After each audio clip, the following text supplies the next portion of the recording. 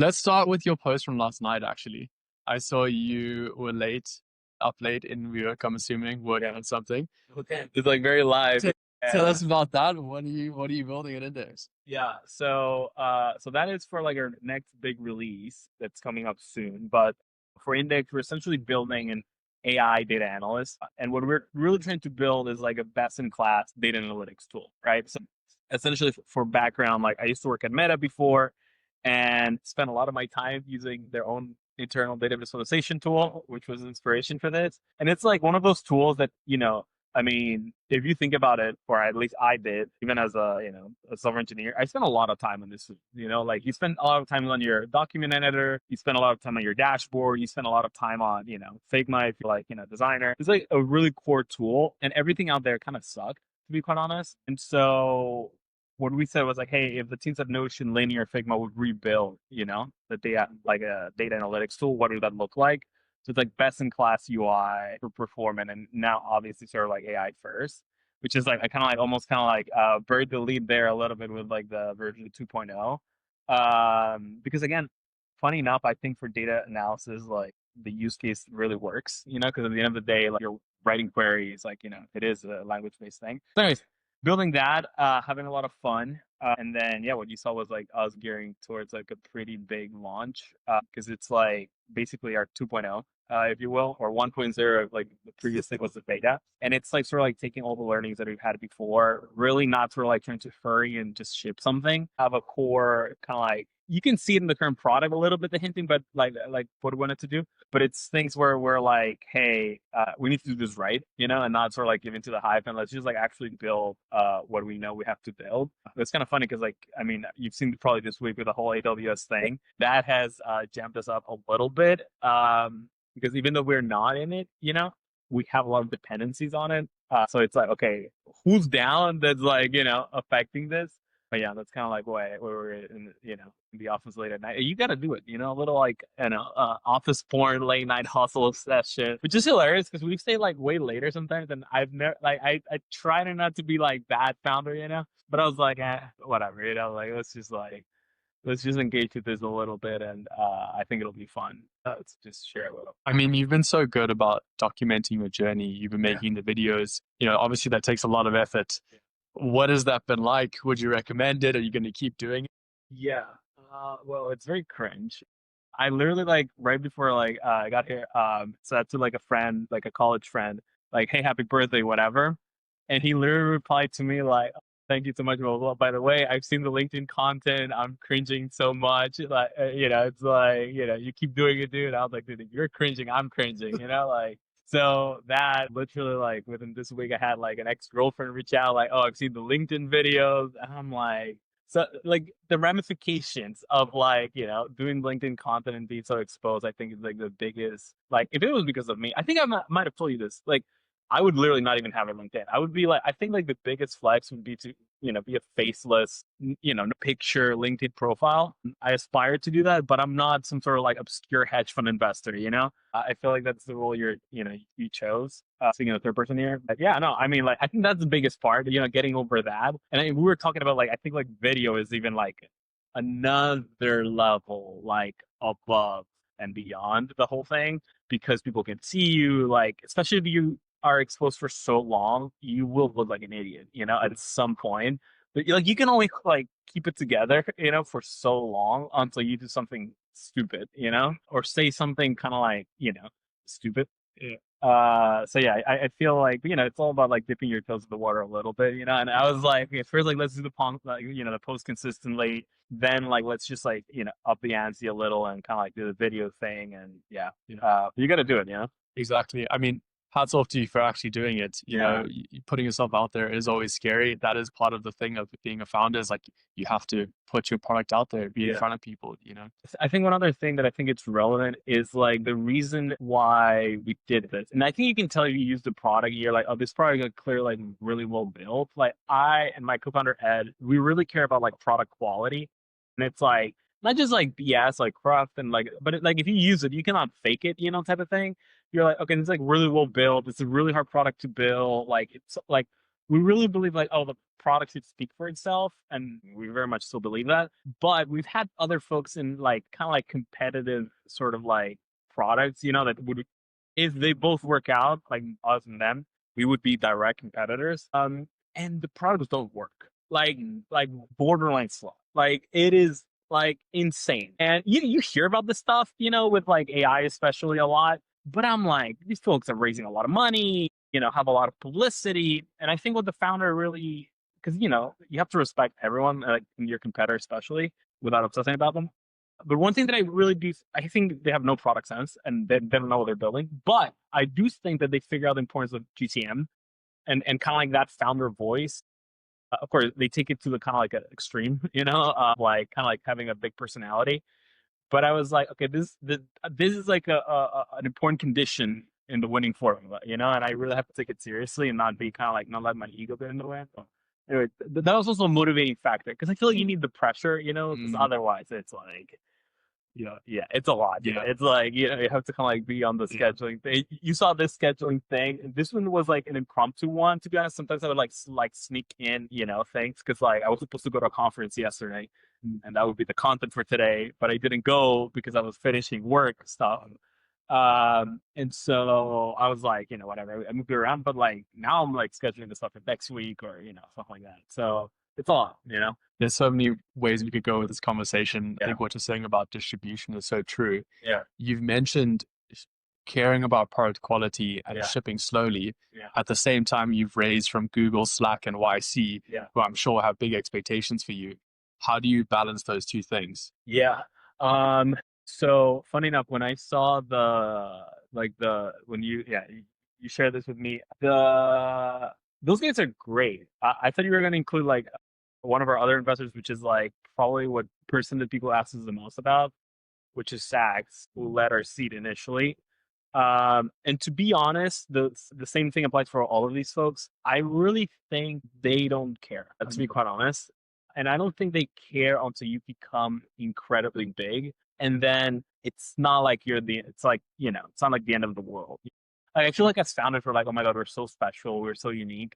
But realistically, like, even if you were like, a fund returner for them, like maybe then, and maybe if they were on your board, they will, kind of like sweat it a little bit. That's a problem a few people have, to be quite honest. And again, talking to founders that are much further along, where some of these investors might have much larger positions, they don't like, so and in a way that's kind of like liberating because it's like, you communicate with them, but you don't feel like this like weird dynamic of like, oh, my investors are, you have your inner compass, of like, hey, I need to, not lose money, return money to these folks, even though I know it won't move the needle for them.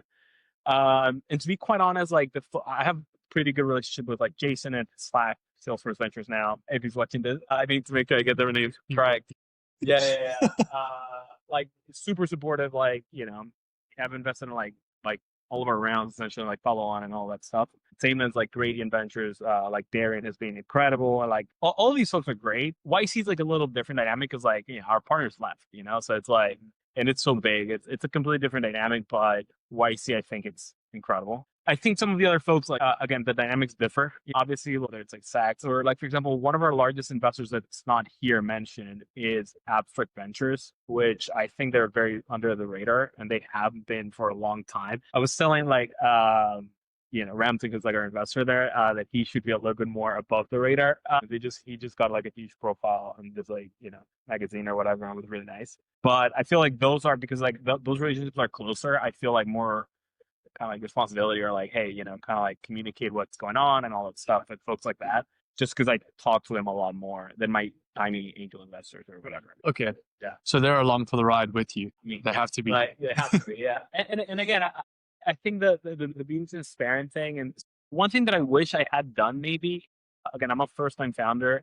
In hindsight, one thing that I wish I had done would be to establish better expectations. So for example, in our case, we knew like our thesis was like, hey, build a best-in-class product in this category, whatever it takes, however long it takes, just do it, someone will do it. And it's a category that's mature, it's well understood. You're not trying to like invent something new. You're trying to go from like a Toyota to a Porsche, like it's sort of that.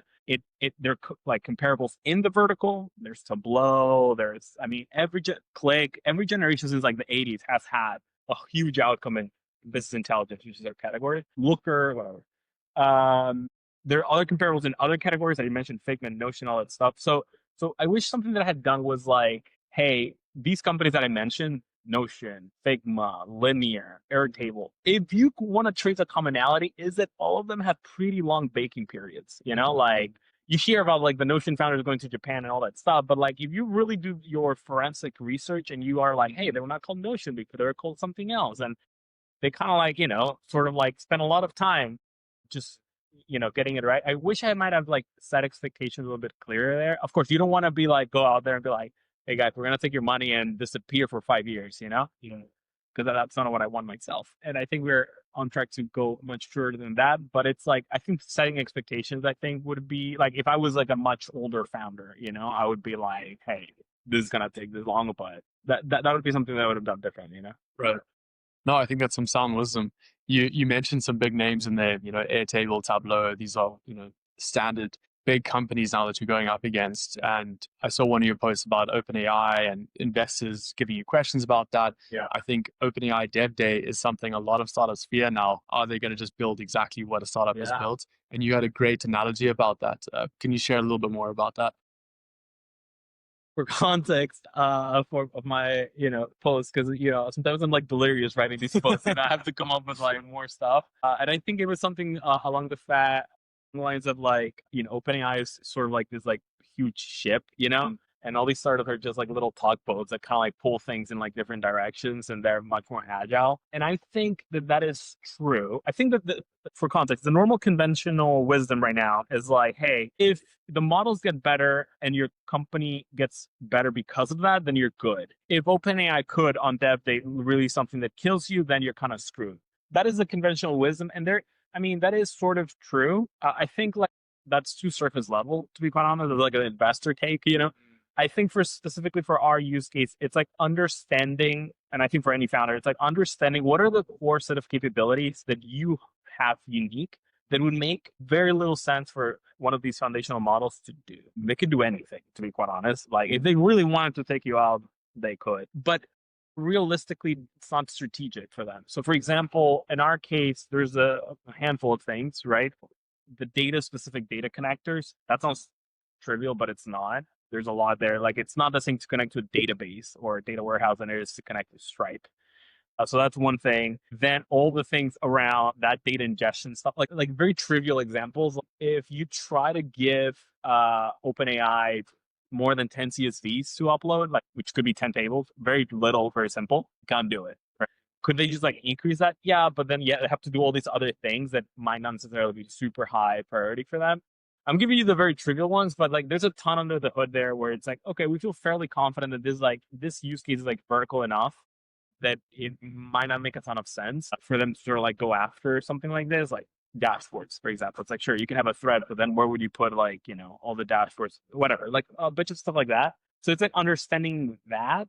I think now there's also like the thing of like, can any of the incumbents sort of like move quickly? We're chatting with some friends around separate, not AI related company where, GitHub, just like came back, sort of like they're increasing their speed. They had like a Vercel executive that just rejoined, and they're going to ship some things that might, affect startups.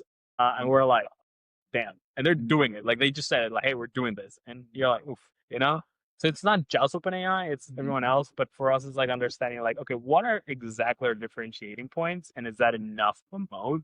I feel very good about this, to be honest. But again, you always have to be kind of like aware of what's going on inside. Yeah, absolutely. I think so many of us as startup founders are at the mercy of these big incumbents and big companies. Yeah, and I think OpenAI specifically because they have shown to be so application focused. Obviously, the headline things people see are like the browser and like Sora. They are an applications company, I think, not just like a foundation model.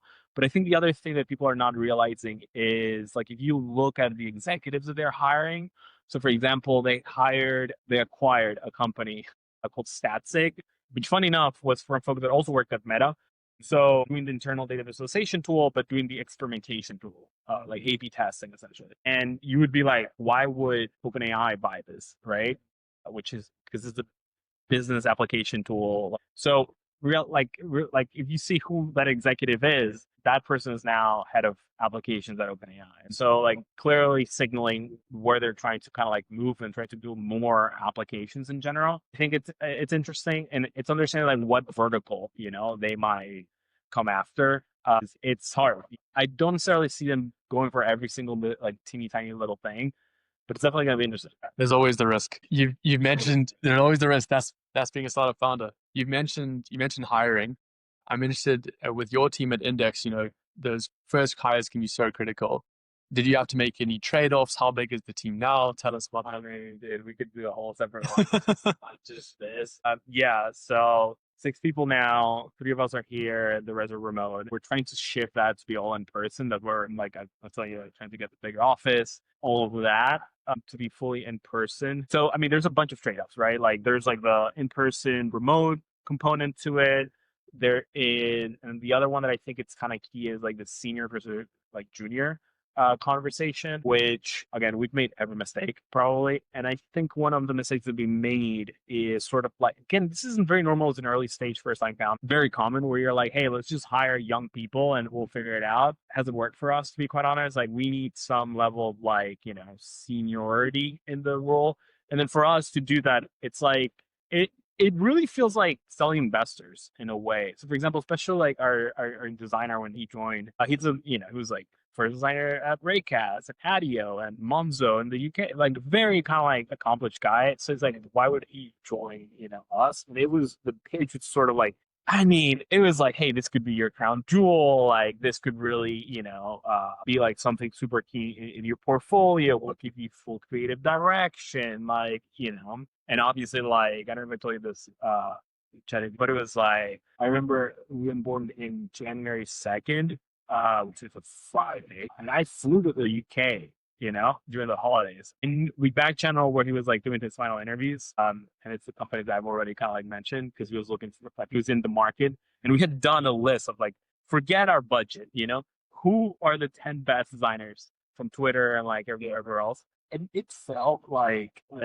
imagine you're like college team trying to hire LeBron James. It's like forget the budget, like forget everything. It's like when we did that, we're like, okay, we know that these other founders are not gonna because they don't need to, do this. But it's like that bit of extra hustle there, I think really helped. And just like dropping everything for people, and even then get it wrong sometimes. Like we had a design engineer that we really liked, and perfect. Same thing. Checked all the boxes, worked at all the previous places, did a good job initially as a contractor, which is another tool that we use to sort of like lure them in and kind of also see for each other.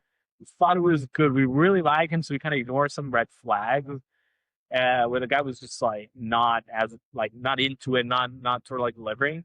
And then and then we made the full-time hire and then it just didn't work out. It's like it is what it is, but it's so time consuming. But the other thing is obviously trying to kind of like keep it as sort of like small as possible because I feel one of the companies that we mentioned is like how small we stayed until things really inflected. And then by inflection, I mean repeatable go to market is just at scale and board on the whole thing. Like I really studied this whole thing like very kind of like closely. It is really impressive how small. Take Notion, for example, like the Notion that, sure, they kept building and they iterated, but the core Notion, which is 2.0, brought the addition of databases, which is what made Notion really, and plus the document or whatever. That whole thing was built by like 7 people, 8 people, and they were that size in 2020, or they started in 20.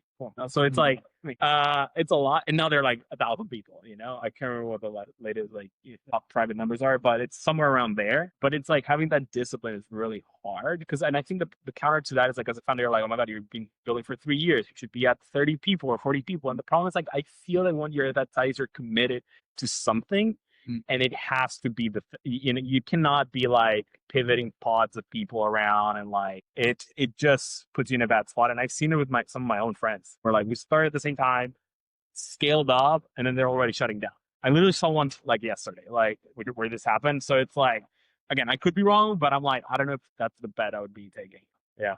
Wow, so many nuggets in there. I know. Jeez. Let's talk about, You can build me afterwards. yeah, exactly. I mean, I'm really interested to hear about like year one versus year three. You said Yeah. you're 3 years into this. But walk us through that journey of getting this idea all the way through till now. Yeah, we were talking. I was talking to my co-founder about this, especially because like at the beginning, especially when you get into YC, it's like you have all this like it feels like the Kentucky Derby. It's a bunch of forces just flooring it. Just like going down. But I can't remember if I made this up and I just like thought about it, but I'm pretty sure one of our partners might have been Michael, who was like, like building a company is like running a marathon. And YC is like the beginning of that marathon. The part that I remember is like you have to come out like guns blazing, but then to be successful, you have to be guns blazing for 10 years. You just cannot stop. So I feel like at the beginning, it's like you have this like natural momentum, and then kind of like the pace settles down, and then you kind of have to bring that energy, and that is very tough. Because again, there's like all the comparison points. I think that's the hardest part. Like it's like managing your own psychology. There's opportunity cost. If you're young, there's like, sort of like comparison with your peers. There is recently, for example, hashtag real talk. You have to be like, your co-founder's like, I want to get married, I want to be able to buy a ring. I want to be able to, like do all these things. That's pretty tough, man. Like, like those are real conversations and I feel like that's the point where people just throw the towel in. I think there's a few things. One is like, do you truly believe in like the vision and the sort of, and that same thing that I told you is exactly the same pitch that we had in our initial pitch. Like that's the thesis. Like the thesis, like someone's going to build a category winner in this space. Fun enough, there's been a lot of money thrown at this space by executives that are way more accomplished. Like not a guy that used the tool like me, but a guy that built the tool, flamed out because like, again, there's a balance between like, hey, seeing the thesis and then kind of like actually sticking it through, and sort of like trying to like keep that like long-term vision while like maniacally iterating, and sort of like, okay, what is the quickest path to get something that makes sense long term? So I think it's like what has like helped us like, sort of like stick with it. And the fact that we see the product just like leaps and bounds better. There's definitely metrics where it's like, hey, let's go first for this competitor, you can say Metabase. And then like, let's just kill them first and like just make the product, and we're like, okay, we're there. Like, it's pretty obvious to us. We need to do the go-to-market. We need to do the same, but it's like objectively like better. Are we there with Tableau or Looker? No, because they have like 15, 20 years of like they built so much features, even if they're not good. It's more like that. And that sort of like helps you kind of like pace yourself a little bit, Yeah. Yeah. But it is real talk. The opportunity costs of being a founder. It's huge. And, we were talking this morning about all the sales bros on the bus and, there's big numbers and your co-founder wanting to get married. I mean, you're in an interesting position because you've known your co-founder, Eduardo, since you were 3. Yeah. That's pretty unique. How has that been working with someone that you're so close to? I was talking about this with someone very recently. I mean, there's pros and cons, right? With everything. Like the pros, like we know each other very well. The pros are, I mean, that helps a lot. There's also the sense of sort of like, which I don't think people discuss a lot, but it's sort of like responsibility in a way where it's like, it's not like a guy that I met at a like, YC matchmaking event, Huge respect for those. I'm sure I'll be wrong and tons of unicorns. I mean, it's not that I'm wrong. I know that it will work. Then tons of unicorns will be born out of those type of sort of like matchmaking things. But it's like when you have a sense of responsibility, like you met someone for so long, like, I know his parents, I know his sister, his brother, and his grandparents. Like, it's like you have a much stronger sense. Same for him in my case.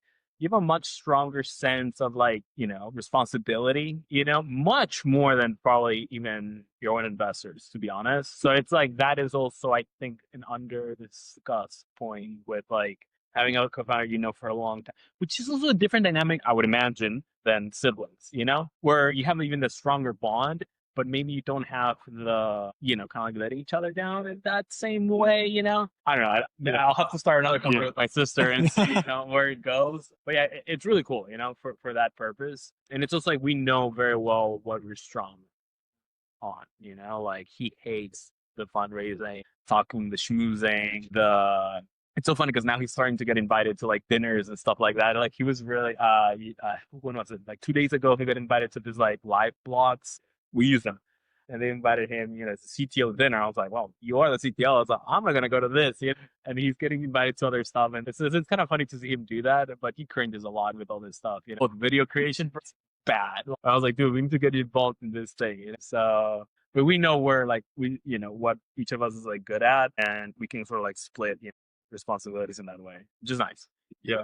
No, 100%. And you need that good, strong bond to take you through that 10 years. Like you said, it's a marathon. Yeah. No, and it's hard, man. Like it really, really is. Again, I literally had this with like a friend of mine who like they've been building the company for 5 years now, I think. And their co-founder recently like stepped out.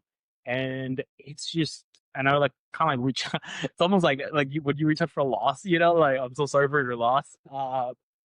That's how I felt. Like, I was like, because I know them very well. I love both of them, you don't want to ask too many questions. I just want to be supportive, but it's really hard, man. Like, it's really hard. But again, I've also seen, because again, I try to be a student of the craft.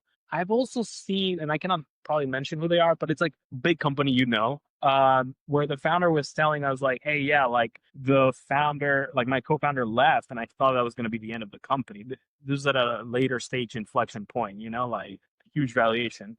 And I was like, man, that is fun. But since then the company has just like ripped, So it's like, maybe it is a new chapter, it's just like a hard one to go through. But yeah, having a good co-founder relationship helps for those type of moments, 100%. We're getting towards the end, but I think something about living in SF is you get to see so many iterations of founders meeting up, starting, going together, trying to do it, and then failing, which is very different to the hype that you see a lot on LinkedIn and social media. Like, if you're responsible, you're responsible. But if you just start now, in 3 months, you're going to be a 10K MRR, easy, no problem. It's like, so you get to see a lot of the real side of building startups. Yeah. I want to talk to you about what you've learned in the last 5 years. If you could, look back at Javier 5 years ago, what would you tell him? Ton of stuff. One would be whatever you are avoiding, start now and start as early as you can. I think that is the biggest thing. And this is true for everything, like personal stuff, like the running that I was telling you before this, or the company stuff, like whatever it is, try to like start today. The other thing would probably be do less stuff and just do it better and go long. Like someone else I was talking to another founder, and he's like, oh, he was visiting from New York and whatever. And he was like, oh, what do you like to do for fun here in SF? I was like, dude, I work and work out, and that's it. Like I literally only run and lift so that I could work harder, like so that I could like be clear minded. And again, I feel like, and I love it. I'm not sort of like, oh my God, this that. But I used to like, I love scuba diving, and I used to look, love doing that, like skydiving. I really got into that but now I'm like, I just don't have the time, and I actually enjoy more kind of like just focusing on very few things and just going very, very deep, which I guess you have to if you're doing like company building. But basically, I would tell myself, don't have the FOMO of like, okay, I'm gonna be missing out on all these other things. And maybe that's just like a part of growing up, And then the last thing, which I have to keep reminding myself because it's not intuitive, it's like you're not thinking big enough. That is one of the main things that like the few times that I've seen these like kind of like, founders that we all kind of like respect, like Elon or Sam or whatever. One of the commonalities I'm like, it's like, okay, you're not thinking big enough, which is kind of hard because it's like a big muscle because you're like, bro, a company like AWS is down, so the product is not even. Oh, how am I gonna be thinking about building a category leader public company that's on the Nasdaq? But it's like you kind of like have to force yourself to do that. So that's something I always try to tell myself is like whatever you're thinking is not ambitious enough. So you have to think bigger. 100%. I like that. 2 more questions. Are there any books or resources that you currently enjoying and that you would recommend any founders should read? That is, yes. So again, a lot of this stuff is very tactical. It's where we met founder Led Sales. I think it's good. But in terms of like specific, so the way I actually do this is like I try to be like, okay, what is the biggest problem that I have now? And how can I sort of like get a good understanding of it, like a primer on it. So a recent one that I had was pricing. Now in our category, this happens a lot where it's like, should you price per seed? Should you price enterprise, freemium, that whole thing? I was like, I need to really get good at pricing and understand this. And actually from my recommendation from another founder, Christina from Vanta, like we're at this event and she's like, oh, randomly, I did not even bring up the pricing thing. She was like, oh, like I was dealing with pricing issues and I read, pricing, like this book on pricing misconceptions is called. And I was like, okay, to go read that. So it's like very kind of like task specific, not like, oh, let me read stuff. I used to do that a lot. Like I read everything. I read 0 to 1 and the hard thing about hard things, almost cried. I read all that stuff, but I'm like, okay, that's like, okay, I have the foundation, Yeah. I don't need to be reading business books to get hyped anymore, but I definitely read some, like, it's more the art of learning, and being very strategic around, okay, now I need to know, learn about whatever kind of like thing that I have to read. So yeah, that's how I approach it more than. Absolutely. And some of those books are like foundational knowledge, 0 to 1 hard things, found on its sales, all those things. It's really good to know them. But like you said, eventually you need to have specific knowledge for the thing you're trying to solve right now. Sure. But sometimes I do love hype books. So the Phil Knight biography, Shoe Dog, incredible. Incredible. Do I care about shoemaking in the 1970s? No. But it's just like, oh, this is just cool. It just like gives you an idea of like, again, it's the whole thing about like thinking bigger and kind of like that whole sort of like idea. Sometimes it is good. It just like opens your mind a little bit. But at the end of the day, it's more like, hey, how can I get like, what's the right level of signal that I need and where can I draw from, for a lot of these things? Because again, not always it's, a perfectly formatted book. Sometimes like, hey, this like super in-depth profile with this founder, or they go deep and they explain their journey building, I often find with these resources, there's like the science side and then there's like the art side and the mental side. And something like Shoe Dog is like the big vision side. And there's like these strategic books. For sure. Well, one other thing that I was going to say is like there is a lot of the sort of like psychological framework, pop science type books. I love them because it almost like forces you to think in frameworks or in structure in some format. Again, very pseudoscience-y, but it helps organize your own thoughts. Atomic Habits, perfect example where it's like it's so mass like for Gen Pop type thing. But I'm like, it is great. Like if you really internalize, get 1% better every day. Your actions are building up to an identity. It's like, that is kind of like really like something you should internalize. And I would rather read Atomic Habits 10 times, than like try to like edge some alpha from some pseudo weird book that I just like, I'm like, no one else has read this, yeah, sometimes like keeping it simple is like, it's great, Yeah. Awesome. All right. Well, last question. Where can people learn more about you and what you're building? Oh, LinkedIn, clearly. You gotta like add the LinkedIn in there. So people, or people are probably gonna see it's on LinkedIn. So hello there to folks. I think that's honestly like the best place to sort of like follow the journey, which I think is like the coolest part. And I think I low key enjoy. If I had like a head of sales right now, they would probably be like, oh, make sure you push the call to action or whatever. Website is index.app, which I can tell you that story afterwards, although we're trying to get a upgrade on the domain, which has been a journey. But index.app is where Index is. And then yeah, if you want to follow the journey on LinkedIn, I think it's like a really cool place to do it. And then yeah, we're excited to see how this comes out and see you do many more of these, hopefully. But yeah, this has been fun. Awesome. Thanks, man.